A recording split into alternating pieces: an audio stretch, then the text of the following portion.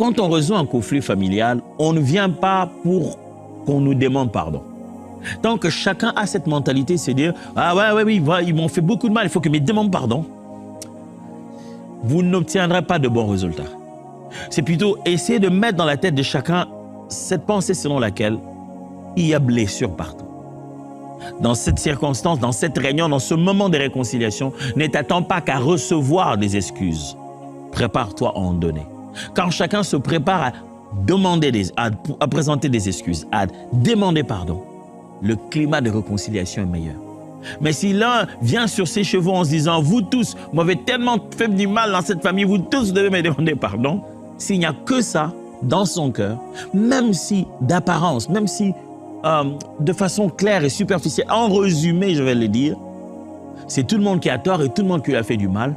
La réconciliation de la famille, c'est quand chaque cœur est prêt à demander pardon. Chaque cœur, grand frère, petit frère, grande sœur, petite sœur, quel que soit l'âge, parents, enfants, chaque cœur est prêt à apporter sur la table ses excuses et demander pardon.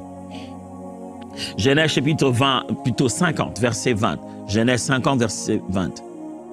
Vous aviez projeté de me faire du mal, Dieu l'a changé en bien pour accomplir ce qui arrive aujourd'hui, pour sauver la vie à un peuple nombreux. C'est Joseph qui parle à ses frères. Les frères de Joseph étaient venus comme ça en Égypte sans savoir que c'est lui, Joseph. Ils l'ont vendu, ils l'ont maltraité, ils l'ont jeté dans le puits, ils l'ont vendu. Maintenant, quand Joseph se révèle, ils sont confus. Hey, Joseph, pardonne-nous. Il dit, hey, n'ayez pas peur, les amis. Vous avez conçu de me faire du mal, vous avez projeté de me faire du mal. Mais derrière ça, Dieu a prévu quelque chose de positif. Si les membres de la famille ne tirent pas des bonnes leçons, ne voient pas Dieu à l'œuvre, en train de leur enseigner quelque chose derrière les conflits familiaux, vous ne trouverez pas de paix. Au moment de se demander pardon, de demander pardon, c'est à ce moment-là qu'un enfant de Dieu se dit « Qu'est-ce que Dieu m'enseigne à travers ceci ?» Quand il y a cette mentalité de « Qu'est-ce que Dieu m'enseigne à travers ceci ?» la famille reste dans l'unité. Parce qu'on voit au-delà de nos problèmes une leçon de Dieu pour nous. Éphésiens 4, 32. Soyez bons les uns envers les autres, compatissants, vous pardonnant réciproquement comme Dieu vous a pardonné en Christ.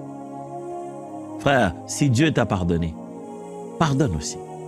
Oh non, pasteur, tu ne sais pas ce qu'il m'a fait. J'étais encore petit, il m'a humilié. Ça, c'est resté une blessure dans ma vie.